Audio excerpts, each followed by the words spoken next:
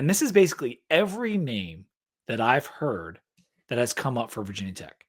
It's a lot, but then I'm going to kind of ask Sam a little bit of questions about some of the more, interesting guys, but non-P4 head coaches that are candidates for Virginia Tech. John Summerall, Alex Golish, Dan Mullen, Ryan Silverfield, GJ Kinney, Bob Chesney, Jamie Chadwell, Charles Huff, Jeff Munkin, and then Newberry at Navy. That's Army and Navy. I heard both of their names, and Michael Vick is the last non-P4 head coach candidate, obviously. We talked a little bit about Vic and Shane on our last show. Coordinators who are up for the job or potentially up for the job. Will Stein, Glenn Schumann, Tim Banks, Marcus Arroyo, that's the Arizona State offensive coordinator, Shannon Dawson, Miami OC, Buster Faulkner, Georgia Tech OC, Colin Klein, who people know from his playing days, but he's the Texas A&M OC, and then Kirby Moore, which is Kellen's brother, is the Missouri OC. Interesting name. Out of work guys who are up for the job. John Gruden, Jimbo Fisher, Pat Fitzgerald, Coach O, and Dave Clawson. And then unlikely for sitting head coaches, Shane Beamer, Fran Brown, Jeff Lebby, Justin Wilcox, Lance Leipold, Chris Kleiman, and Willie Fritz. And then extremely unlikely sitting P4 head coaches, which you could put almost every coach on this list, but these are the ones I have. Kirk Cignetti, Matt Campbell, Clark Lee, and Brent Key. Okay, that's a lot of names. Let me do this for you. Any thoughts on the unlikely and extremely unlikely list? So that was Beamer, Brown, Lebby, Wilcox, Leipold, Kleiman, Fritz, Cignetti, Campbell, Lee, and Brent Key. The first one that pops out to me is Matt Campbell. So he's currently at Iowa State. Has been very successful there. And that's a school that is somewhat similar to Virginia Tech in terms of it's not in a large city, limited resources. It is a big state school as well. And he's been able to win without elite recruiting. And I think whoever Virginia Tech gets needs to be able to recruit at a high level, but also needs to be able to not just roll out there with the best players. When we get to the coordinators, we'll talk about that a little bit more.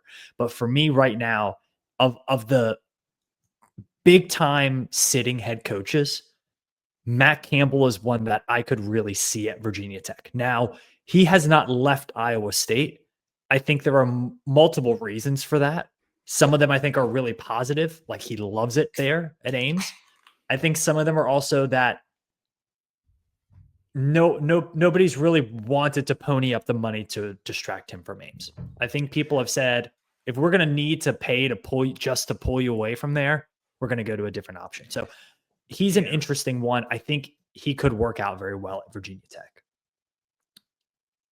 I mean, Kurt is not going to leave Indiana. Brent Key's not going to leave Georgia Tech. He went to Georgia Tech. Clark Lee, I'm a little mixed on that, but I think he likes it at Vanderbilt, and I think he's good. They're doing really well right now. Yeah. We talked about Mike Vick and Shane Beamer. We'll touch on that again before the end of the segment, but we did talk about it on the last show. And a lot of the top candidates like Silverfield, Summerall, and Golish, we talked briefly about on our last show as well. But I wanted to get your thoughts on Jimbo Fisher, Sam, because although he's out of work like Gruden and Coach O, I feel like he's closer to Pat Fitzgerald in terms of a viable quality hire than those other two guys. Yeah, and I think, the issue with Jimbo Fisher is a lot of the attention around him has been on his failures. So he coached the Florida State national title team with Jameis Winston and all of those studs where like the entire defense ended up starting in the NFL and things like that. They crushed that entire season. Yeah. Since then, he's been at two of the most well-funded stops in the country at Florida State and then at Texas A&M and has not lived up to expectations at all. And for me, if he couldn't succeed with Texas A&M's expectations, why would we think he could succeed at Virginia Tech with half the resources? Right. And it's also a lot of people who know much more about the X's and O's of football than we do say that he's just not a modern football coach. So for me, I think if this was 2015, elite hire. 2026, I don't think it's a guy you want. There's some the game has passed him by with Same with Jimbo Gruden. Fisher. Same with Gruden. Gruden Yeah. has not coached a team that coached over 500 in a very long time. And he hasn't been an Yeah. NFL, an NCAA coach. He's only been in the Mhm. NFL. And to me, like, if we'll get to this in more in a second, but like, if you haven't coached in FBS within the past couple years, you can't be our choice. No. You need to have been a college coach recently, and John Gruden has not been that. And there's like Dave Clawson has been that, but like I almost didn't even put him on there because No. it would be such a I don't think you can bring bad Dave Clawson hire on. for Virginia Tech to do Dave, that at this point. he's one of the most overrated coaches of all time. But yeah, I mean, it's hard to win at Wake, but he also got canned essentially at Wake. schedule merchant. So between the two, Jimbo and Pat Fitzgerald, you prefer Pat Fitzgerald. I would. I think with Pat Fitzgerald, there is there's a fear that he's a coach who will give you a good team every other year or every third year. And Virginia Tech, you need to have a good team every year. And that's kind of my fear with Pat Fitzgerald is when his teams aren't there, it's not like his reloading year is 6-6. It's 3-9. It was 3-9, yes, or worse at Northwestern, which is a very, very difficult place to win. But he is younger. He never had the budget that a Jimbo Fisher had, not even close. And he got the most out of his roster for the majority of his career. I think what happened for Pat Fitzgerald towards the end was the message going stale. He was 17 years in. I mean, like the message went stale, and that we see that happen with coaches. It happened in Philadelphia with Andy Reid, and they fired him, and then he goes and wins Super Bowls. Like these things happen. Yeah, it is, and I think someone who's also been out of the game for a few years isn't as well versed in what modern NIL is like. I think I like the idea of Pat Fitzgerald. That's an interesting name. I think a lot of different schools will kick the tires on that one. I don't know if that's in your final top 3 candidates, though. I think if Virginia Tech were to end up with Pat Fitzgerald, to me, that would say that they missed on a few other guys. Okay. I don't necessarily see it like that, but I definitely understand the perspective.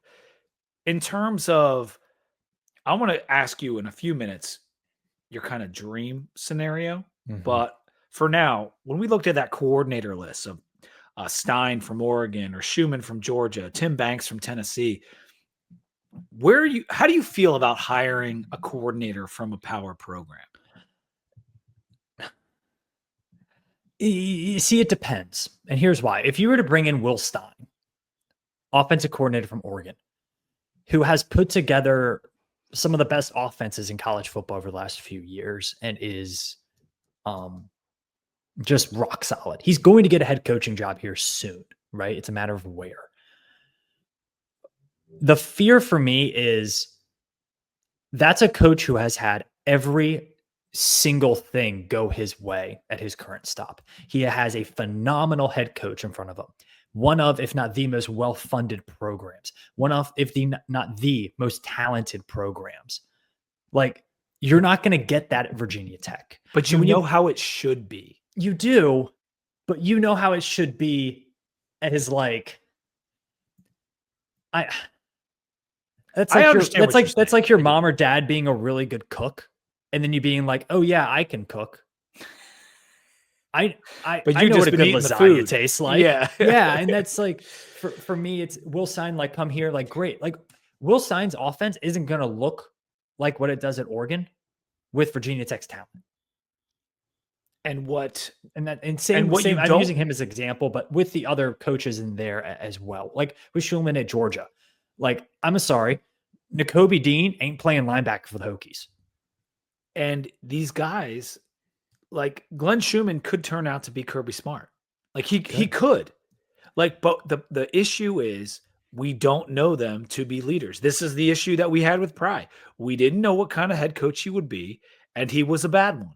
And with any coordinator hire who doesn't have the win-loss record, you haven't seen be the CEO of a program, you don't know. That being said, we hired Justin Fuente, who had a great win-loss record, and it didn't work. There's always going to be an element of you don't know. But when I think about the committee that they're putting together to find Virginia Tech's head coach, I believe in my heart of hearts they are going to hire someone with FBS head coaching experience. Like I agree. would almost guarantee it. I agree. And so I'm not ruling these guys out because sometimes you get your third or fourth choice, or sometimes a guy steps in a room and you're like, holy crap, this is the guy. But universities, programs tend to go the other way than what they just did. Fuente was an introvert. We got someone great with the media who was defensive rather than offensive. So now we're probably going to go with a sitting head coach rather than a coordinator because that just didn't work. Mm-hmm. I also think I don't know if this is true statistically. In my head and anecdotally, I feel like bringing in a head coach has a higher hit rate. That could be disproven through stats, but I feel like that's Sheldon the Moss better way to definitely go. knows that. Yeah, Our friend someone Sheldon Moss knows the definitely answer knows to that. that. I think it is true though. Like you need somebody to come here and like captain the ship, not just be the head coach. And I don't think you're going to bring a coordinator into that position and say, great, now you have a lot. That's too much. It's too much for anybody. I think we both love Summerall at Tulane. We both love Alex Golish at USF. We both love Silverfield at Memphis, and even Dan Mullen. I think we're both high on that potential. I think those four are, if you were to take like a poll of the Hokie minds out there, I think that would be your top four. If we hired any of those four, I think everyone's talking themselves into that guy. Mm-hmm. Yep. Agreed. Other ones, maybe not so much.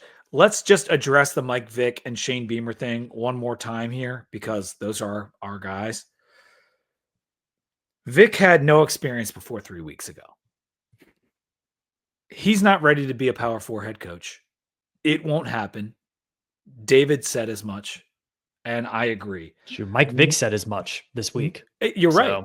No one at Virginia Tech, search committee or otherwise, is taking that risk right now. It is not going to happen. I'll let you do the Shane Beamer thing. Virginia Tech would have to pay upwards of $9 to $10 million, which would be over double what they paid Brent Pry.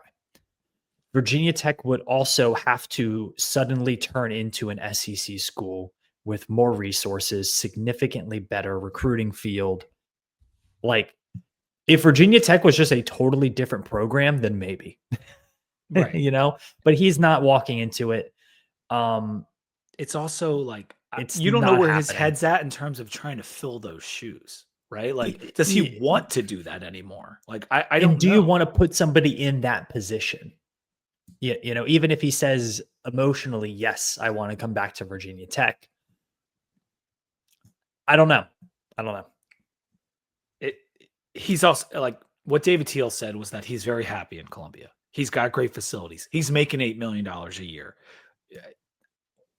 Do you want to destroy all that to try to live up to your father's legacy? Maybe you do. Will the offer be there? I don't see Virginia Tech. I don't even know. Virginia Tech's not paying $8 million for a coach. I'm going to say, like, I know the budget's going up. I don't think they're doing that. I don't know about that.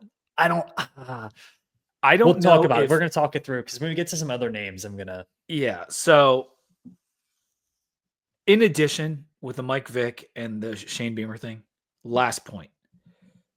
We need to move on from the past. At least for this hiring cycle, we need to move on from the past. I appreciate everything Coach Frank Beamer did. That goes without saying. But I think all of us, like when we hired Fuente, Bud stayed on as defensive coordinator. We went to Pry. He was going to run the lunch pail defense. Bud's on as an advisor. And this isn't against Bud. It's just like there's a common thread here where we are keeping the old Virginia Tech alive. It's time for a clean break. It is time for a clean break, a new identity. And Sure, we can still be the same fans we've always been and appreciate defense and special teams, but from the structure of the athletic department, we need a clean break. Yep, I'd agree. So I've asked you about coordinators. I've asked you about sitting head coaches. Let's get to, I guess, is this time? Not. I don't want to get to your dream thing just yet. Well, there's one other guy here that I think in state that we need to talk about. Bob Chesney. Okay. Who's at JMU right now. He was successful at Holy Cross. He's been successful at JMU so far. Young coach, but has multiple years of head coaching experience, albeit at a lower level, but doing pretty good at JMU right now. One thing about Bob Chesney that I think would be really strategic for Virginia Tech is we could quadruple his salary and be paying him less than we paid Pry with head coaching experience. That's how little he's making? His 2024 salary is about $750,000. That's wild. Yeah. And his name has come up almost more than any other, like in a lot of this stuff. And maybe that's just the regional aspect of it, but people think he's a rising star. They do. And people think his athletic director is a rising star as well. Can we talk about another in-state guy in Jamie Chadwell? This one's kind of interesting because I think Jamie Chadwell's a really good football coach. His team's kind of dog shit this year. His team's not good. His team's bad. And you know what? His team wasn't any good last year either. They weren't. They got waxed by Oregon. And like institutionally, that game against Oregon was so bad, they kind of just quit the idea of being a big football program. They said, maybe this isn't for us. And then all of the Liberty NIL stuff kind of quit. All of the Liberty's going to move out of Conference USA stuff kind of quit. Yeah, I mean, I don't know, man. They have a resource advantage over everyone in Conference USA. That's not a mistake. That's why Jamie Chadwell took the job. But if I was Jamie Chadwell at Coastal, he did an amazing job at Coastal, Liberty wasn't the job. I always thought it was weird he was taking the Liberty job. I know he made more money. Hugh Freeze was there for Christ's sake. Like it is was a well thought of job in the industry. I think in like 2022, 23, people thought it was going to be the next TCU type school. And it hasn't been. I don't think it will be. I think they found it. I think they found their spot in the college sports world and they're going to stick there. I don't know if it was like personal reasons that Jamie Chadwell maybe wanted to go to Liberty and feels good there, but I don't know, man. From an X's and O's standpoint, sure. If you were going to hire, here's what you could do. Let me look up his salary real quick. Well, oh god, he's making $4 million a year. Never mind. What I was going to say is like they thought they were going to big time, and then Jamie Chadwell got beat by first-year head coach at Jacksonville State and first-year head coach at Bowling Green. Yeah, dude. He's also making $4 million a year at Liberty. Oh, guess who they have next, Sam? James Madison University. Bob Chesney and James Madison. So we'll see what Jamie has to do there. But I'm a hard no on Chadwell. Hard no. Yep. For me, in terms of what I feel like we need, I already said the thing about sitting power for head coach, or not power for head coach. I'm sorry. Sitting head coach. I feel like that's what the committee wants. Mm-hmm. Regardless of whether it's the committee that doesn't exist yet. The committee that we know nothing about and Witt is advising. No. Forgetting the head coach thing or the coordinator thing, regardless, this may sound dumb or simplistic, but we need a straight up ball coach. Like, if people who listen to the show or follow college football, I think you know what I'm getting at. Someone who is hands-on, involved. He's going to develop his players and get the most out of his roster. That is what we need at Virginia Tech. Like this whole idea that, like, say we hired Jimbo. Like Jimbo would recruit. There is no doubt he would recruit. But can he get the most out of that roster? At Texas A&M, he could not. Not even close. We need a guy who takes 3 stars and makes them all ACC again and again and again. Like that is what we need because that's what we can get repeatedly. Like, sure, you might hire a guy who can end up recruiting at a phenomenal level down the road, but right away, we need a developer. We need a guy who's like, he's in the mud on everything. There is no detail that he is leaving to somebody else. He's figuring it out. Like, that's what Nick Saban did. I'm not saying we're getting Saban. I'm saying we need someone who is literally not letting any grass grow under his feet. Like, he is in it, hands on everywhere. I would agree. I think that's well said. And I think Virginia Tech has struggled to have that whole synergy in the football program. And they've failed to have anybody who really understands modern college football. And I think that's somebody that's for me why you need that head honcho and guy controlling everything who is also part of modern college football because I think part of the reason financially Virginia Tech started to fall behind is they didn't have people who are up with modern college football. They didn't have people who understood where TV money was headed. They didn't have people who understood what was good scheduling, what was bad scheduling, and it got them into this mess, and it's still having them as part of this mess. And it's one of the reasons why when Fuente, even though he's a good ball coach, couldn't succeed because he didn't have the team around him to succeed. And he didn't recognize that fast enough and his team faltered. And then with Brent Pry, he didn't have the ball coach part of it. and he thought he had the things around him and he didn't because all of a sudden he wasn't at Happy Valley anymore. So you need somebody who's the full package. I don't think Virginia Tech is going to go out there and get the next Kirby Smart or the next Nick Saban or even the next James Franklin or Ryan Day. I think you're going to have to find somebody who's just like a Brent Key, who's just a good ball coach. He's a ball coach. Exactly. Like a Kurt Signetti, ball coach. And the other thing is Brett Bielema, ball coach. Like what Brett Bielema's done at multiple stops, especially what he's doing now at Illinois, is kind of the vision that I think Virginia Tech needs going forward.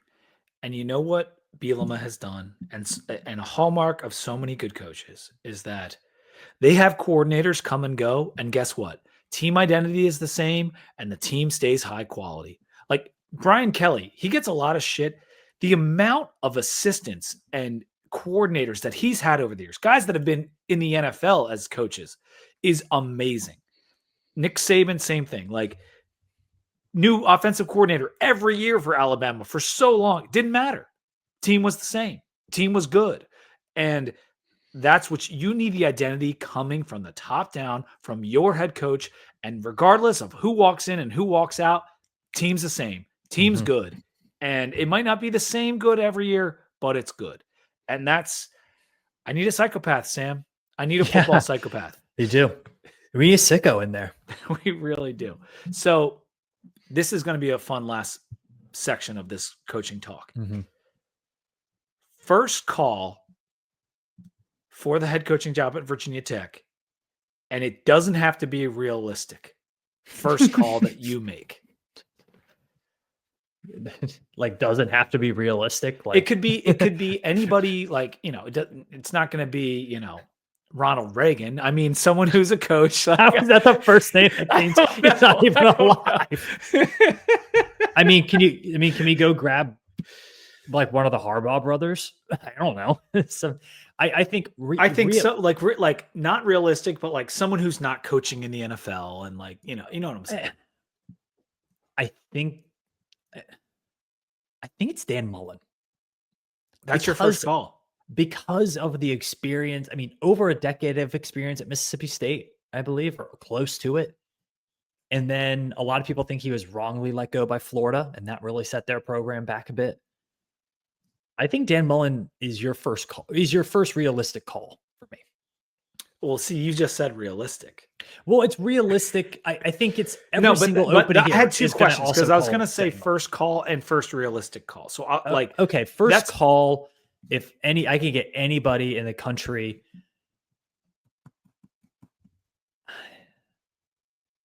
Oh man, this is. I mean, I guess Dan Lanning. Not a bad choice. Not a bad choice. I mean, I was going to say like Urban Meyer. Like I listen, I'm just saying it's unrealistic call. Like Nick or Urban, call them. Let's see what they Oh, make them say no. Make yeah, them say no. I guess. I mean, yeah, But that's like not I know that's not realistic. So Jim Tressel's still kicking. I think my first realistic call is Summerall. I think so. The issue with Summerall for me is he's also the first realistic call at Florida, at Kentucky, at Iowa, at like, everybody. I And then all of understand. those I schools, like understand. when somebody grabs someone else, like he's also the next call. And for me, the amount of money that you would have to pay John Summerall to get him to not take a job at Kentucky is going to we ain't got the facilities for that, dude. Kentucky's Even not with a hiring big, him this year. if Kentucky doesn't change their football coach, they're not us. They're full on basketball I school. mean, doesn't he have like a lifetime contract or something? Like I don't know what Stoops' deal is right now, but Pete, we sell a couple ponies. We can pay for that any Yeah, day. maybe. Come on, man. Okay, it's time. I need Sam's realistic dream staff. Are you ready for this? Are you I'm ready for this? ready. I Okay, am so let's ready. start at the athletic director position. This is a name that's going to be put out a lot. And I think we need to talk about her, Desiree Reed-Francois. She was a member of the Virginia Tech athletic department for a while, about a decade-ish ago. Very, very well respected. She moved on to positions at University of Missouri University, one of them. Anyway, Mizzou. Was a big part of that SEC. She was the athletic director at UNLV when they kind of started to really invest in football. Now she didn't hire, she didn't hire Dan Mullen because she took the athletic director job at the University of Arizona. And the University of Arizona is a university that was in horrific financial issues, horrific. Yeah. And she has kind of somewhat righted the ship there. And that's a big basketball school, and a lot of their investment goes there. And she seems to be handling that very well. But in terms of AD, I think she's a very well-respected name. And I think that would be a really interesting option because that's somebody with SEC experience, Big 12/Pac-12 experience. I think that would be interesting. It's interesting. I think I fear the basketball school thing. I'm not gonna lie. No, it's fair. It's fair. But, I think there are other options. Oh, yeah. Getting some of these associate ADs from the SEC, where they feel comfortable with the big corporate donations. Like for me, for an AD, that's what I'm looking at. Like who has shown a proven ability to fundraise outside of their fan base. Virginia Tech needs that. Do you want to talk GM? Yeah, because it's a position that's relatively new. And I heard people talk about the GM in college football like it's this foreign concept that's never happened before. Well, every coach for 50 years has been the GM of their roster. And let's be clear, the SEC people have been paying people on that roster too. So real GM shit going on. Mm-hmm. But I understand it's a new world and you have to have people evaluating what guys are worth and all that. So what do you think for GM? What if I told you that a former Virginia Tech standout from Southwest Virginia has been in the NFL as a scout and senior director of player personnel for over a decade? I'd say you're talking about Jeff King. I would say I'm talking about big number 90, Jeff King, two-time All ACC player. That's a good call out, man. You got to give that guy a call.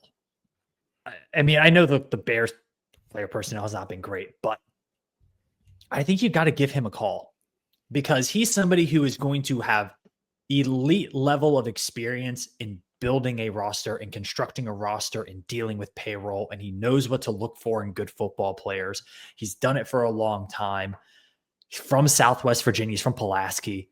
He's a legend at Virginia Tech. I believe he had a few records when he graduated. He was amazing, dude. Yeah. Two-sport athlete too. He played basketball. Yeah, he could be the GM for b-ball. Yeah. I'm kidding. So I think that's your first call that you make. Second call. Sam, that's a great pull. I think it is. Second call is probably Bruce Arians. Pat McAfee guest. I think Bruce Arians is a guy that you would look at for that as well. Bruce might not be in a position in his life to like take a full-time job. I Yeah. think you need somebody who is, again, sicko levels of locked in. And I don't I think you're going to mean, get that from yeah, Bruce Arians right you now. need someone that knows college football, knows the players, and that's why it is tricky because it's not like you can get some college football GM veteran. Like the position has only really existed for a few years. So finding people with track records is difficult unless you go to the NFL or hire a former CFB head coach that has done it for a while. But yeah, so who else is on your staff that you're kind of filling out here? If Dan Mullen is your head coach, I think you feel pretty good about that. I I mean, like you I feel like the pretty Dan good. Mullen. I mean, I would I talk myself into Mullen in a heartbeat. He won at Mississippi State. He went to Florida. He won there for a little bit. And then I think he rubbed people the wrong way and he didn't recruit the way they wanted him to. And it kind of fell apart. But what he did at Mississippi State fits identity wise with what we'd want to be at Virginia Tech. And I know, Pete, we've been saying like, hey, we got to quit with the prior Virginia Tech connections thing. We got to cut the old guard. I get that. I also understand that the names that we're naming right now are not people who have been previously employed by Virginia Tech or really connected to Virginia Tech. I think without naming too many names, I think a lot of those old guard issues are going to be gone by the time 2026 kicks off. If we get Bob Chesney, and we've talked about the package deal potential, Matt Roan is the athletic director at JMU. Do you know where Matt Roan attended college and graduated? I don't, but I'm guessing it's Virginia Tech. It's Virginia Tech. I did not know that. Wow. I I think that is a real possibility of a package deal. And I think also I had to look up his name again, but the Memphis athletic Yeah, director. there's three like package deals out there. It's the Memphis coach and AD. It's JMU coach and AD. Yeah, Dr. Ed Scott at Memphis. What was the third one? I had the third one the other day. Yeah, so I think that is a potential package deal scenario with him in Silverfield. Silverfield has done a phenomenal job at Memphis, so much that you have them in your playoff right now. I think there are a lot of potentials, and whoever is, I think there's also with Dan Mullen, you're gonna have to pay him big bucks. Summerall, you're gonna have to pay him big bucks. Campbell, you're gonna have to pay big bucks. If you get one of these guys that you can pay even $5 a year, that's a lot more money. If you pay a guy $5 instead of $8, that's $3 million more to fill out your staff. You can get a heck of an offensive and defensive coordinator for that. And I do understand that. However, I would pay $3 million to get the right guy. That's true. I think your Virginia Tech will have a substantially larger budget next year. I don't think it's going to be big enough for it to be willy-nilly. Seems too steep for Virginia Tech. It does seem too steep. Yeah. However, if you have a top choice that you really want, and he's far and away that top choice, and he's like, I'm not going to do it for 6, I'll do it for 8. You pay 8.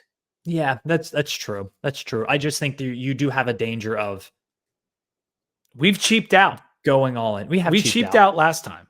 And listen, money doesn't equal wins. It can, but it doesn't always equal wins. And like you just said, like you can go out and pay Chesney 4 or 5, whatever it is, and you might get as many wins as if you hire Summerall.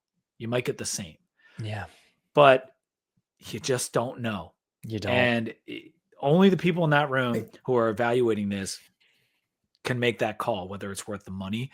But my opinion, and I think Ed Williams, who's been on this too, like if you know who your guy is, don't let money get in the way. Like at this point, we are on death's door as a football. No, we have 1 foot in, and we are hanging our coat up at the coat rack. So if you have to give him an extra $1 to convince him that we're not a rinky-dink ass program, as I took out of our intro this week, then you give them the mill because we gotta figure it out. Do you think there's a world in which Virginia Tech does? I mean, North Carolina doesn't seem to be working because of the type of people that they've brought into these roles. But do you see them going full NFL model, like GM, head coach, scouting department? Like, I don't know. I mean, our scouting department has typically been the guys on staff. We have 50 staffers. Like, how much more of a scouting department do you need? Like, you have 50 staffers. I'm using air know. quotes for people not watching on YouTube. Like, I think Virginia Tech's recruiting staff is still way under what Clemson has, what Miami has, what even other ACC schools have, not to mention what Big Ten and SEC schools have. Well, here's what I think. Like, do you try to build an army here, or do you try to just get the one general and hope he can make it work? I think that's the strategic question you have to make. Ideally, you would get the army and the head coach. But I think what comes from the top down is the most important. You can get by with 50 staffers instead of 60 staffers and not only get by, but succeed greatly if your head coach is the right guy. Mm-hmm. Like, I mean, we see these smaller schools that kick bigger schools' asses all the time because they got that dude as head coach. And I just, let me ask you this about the guys that are the top candidates, like Golish or Silverfield. Like, do you have a strong feeling either way? Have you looked into it enough? Silverfield's success on the field has been a bit more consistent. And I like his offense more schematically. I do. I think Golish gets his guys to play with a certain bravado that I really like. I mean, his teams play with a lot of attitude. Yeah. The Service Academy guys, are we no on that? I know you're an Army guy, Sam. What about Jeff Monken? Jeff Monken is a phenomenal football coach, and you cannot argue against that. I wonder, that is such a culture shock. And I mean that in as you're somebody who has built their success on doing one of the most unique jobs in America as head coach at the military academy, asking them to go from West Point to Blacksburg, it might be too much. And I would say the same thing with Navy's coach. It's tough. Although we saw Ken Niumatalolo doing a pretty decent job at San Jose State. Like, he's just like, that's a guy who's just good. I mean, didn't he go to BYU before that? I mean, he's just a good ball coach. He was successful. Like, the issue with Monken in my head is age. He's 58. He's been at Army since 2014. That is Witt's entire tenure. That is a long time to then all of a sudden, I way down on my list. I respect. Yeah, Jeff Monken it is. It's way down. I wanted to bring it up. There are some guys that I'm just like less hot on, like Kinney and Chesney, but yeah, the Golish thing. Like, I like Alex Golish a lot. Like, I think Chesney is TBD. I think how Chesney deals with this year's JMU team, I think will say a lot about his head coaching abilities, because, like, how does he bounce back from the 2 quarterback mistake that he's made so far? How does he do that? Does he change mid-season? Sometimes when you get these like whiffs, like we've been getting over the past like couple weeks of like the Chesney train, it starts to feel inevitable. But we're not there yet. But like, he is going to be in this search all the way to the end. I agree. I'm just sitting here drinking, trying to think about if we have anything else to say about. Do you have any last words on candidates for tonight? Because we got, Lord knows, we got more weeks to talk about this. I think it'll be really interesting. I think Virginia Tech is unfortunately at the mercy of some other schools right now. I talked about this with Billy. There's a couple jobs open. UCLA, Virginia Tech. There will be more, such as Florida, potentially Wisconsin if they want to pay a buyout, potentially Kentucky if they want to pay a buyout. All this Iowa, potentially. Iowa. Oklahoma State. Kansas State. I'll say this, no matter what jobs come open. Now, this will change if, say, Alabama came open, but of the reasonable jobs that would come open, I still think Virginia Tech would fall top 5 in terms of desirability. And if you listen to some of the podcasts that are out this week on like what's a better job, UCLA or Virginia Tech, the overwhelming consensus is that Virginia Tech's a better job. Yeah. And so if we are no lower than 5th, which is my prediction, like no lower, like we could be 2nd, we could be 4th, we could be 5th, but we're not. I don't think no matter what jobs come open on the ones that could will be lower. There's at least 5 great candidates out there. Like we will have a chance to get someone good. It's a question of whether that someone good is right for Virginia Tech. I'm not sweating the other openings. I'm really not. There are lots of college football coaches that hit in the cycle. The last time we just hired someone that didn't work. 2 years ago, there were a bunch of coaches that hit. Like every year, multiple guys hit.